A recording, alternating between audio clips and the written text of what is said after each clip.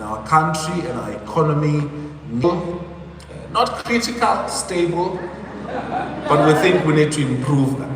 And we're going to be investing resources, working together with our Department of Science and Innovation and the Department of Basic Education, so that we can put efforts in increasing our results in math, science, technology, and engineering, including investing in teachers who are teaching those subjects. But in the overall, I want us to congratulate the teachers.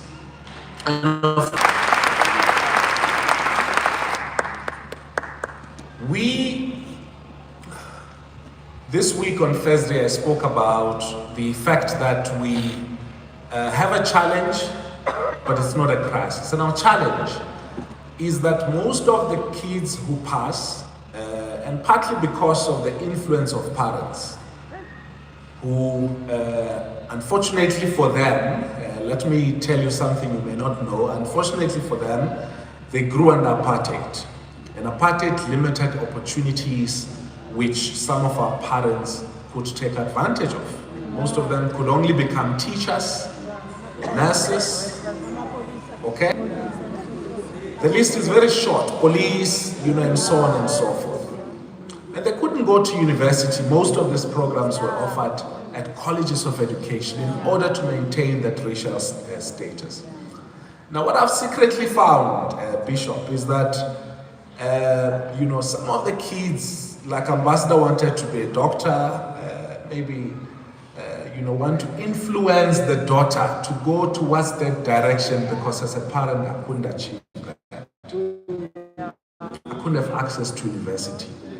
There are still many. You see how Ambassador is well traveled, and having well traveled, you've had her story, and there are many such as her who chose a particular program and then ended up in another one. Okay? But I think importantly, we must ensure that we present to the kids the diversity that our post-school education and training system represents. It's not just universities, we have TVET colleges, we have community colleges, but we're also dragging industry into the table. Because there are some kids who pass their grade 12, and they want to directly get into a mix of a classroom and a workshop or a workplace. And we need to present those opportunities to them. That's the only way in which we're going to build this country. So let's not insist that our kids should fulfill what had become our dreams. Let's encourage them to see and to build that which they believe is going to be a reflection of their future. And so to the class of 2026, I say to you, congratulations. You're going to university, you're going to TVETs, you're going to wherever opportunities open up for you. Some of you, if you're from Pimville, you're probably going into UJ Soweto. Others may be going to the College of Cape Town in the Western Cape, or at the University of KZN, or in whatever institution that has accepted you. So I want to also congratulate you for that.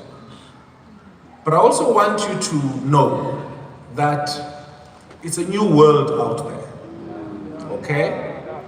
It's a world where your parents are a phone call away, of course, but they are not a doorstep away. You cannot just walk into your mother's or father's room and explain to them that Metsiwa Utrapa. Agir. So it is probably going to be the first few months of independence, of being alone, of exploring a new city, of exploring campus. Some of these institutions are huge. They're 10 times the size of your school, and they can be very intimidating. And so that's why most of them, I wouldn't be surprised if some couldn't make it, because we open universities and TVET colleges mostly early for first time.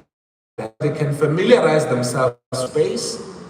What I want to say to you is that you should remember why you're there. Okay?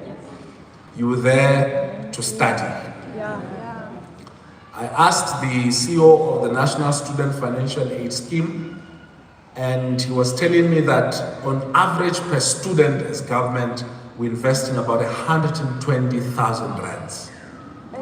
That includes tuition, that includes travel allowance, that includes living allowance, that also includes accommodation, and so on and so forth. So it's a mix of things that, and if you think of it as NSFAS, your relationship with it will be something else. Yeah. But if you think of it as parents who are working, who are paying taxes, money collected by government, and if you study and if you waste it, you're basically wasting South Africa's money. It's not free. Somebody's paying for it. Okay? Now the beauty with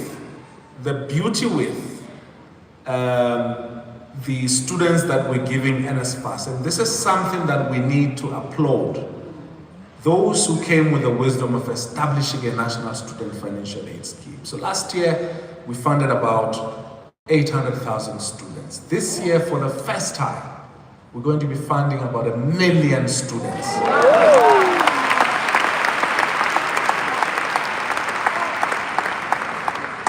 From the class of 2025 at university, 72% of them who were funded by NSFAS passed their courses. Okay? So it shows that we're making an impact, but it also shows that the stories which are amplified about student gambling and student using the money for alcohol and so forth and so on is not about all the students who are recipients of NSFAS, and that those, we will also focus on them, not to condemn them, but also to help them and to give them the support that they need, because we have those instruments. We have many people who've also traveled that route. So in conclusion, I want to wish you all the best. Those of you who will be doing your first years, you had the young chap here who's an astrophysicist now. That's not a small feat, a small feat. He's an astrophysicist. We have people who are actuarial scientists, which shows, Bishop, I need to commend the role of the church. Last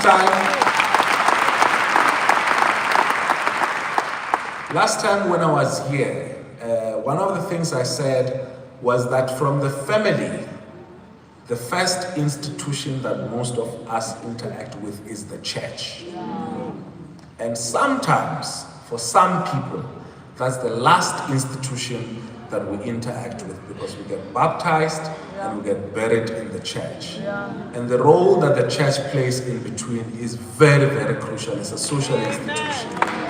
So what you've done, and so that's a communist saying this, so you have to clap harder than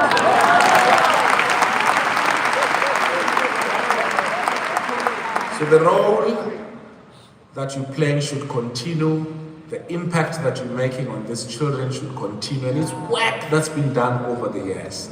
But it also shows that government alone cannot win, and that we need all of us to put our hands on deck, on the steering wheel, and drive this country, South Africa, into the future. Thank you very much for listening.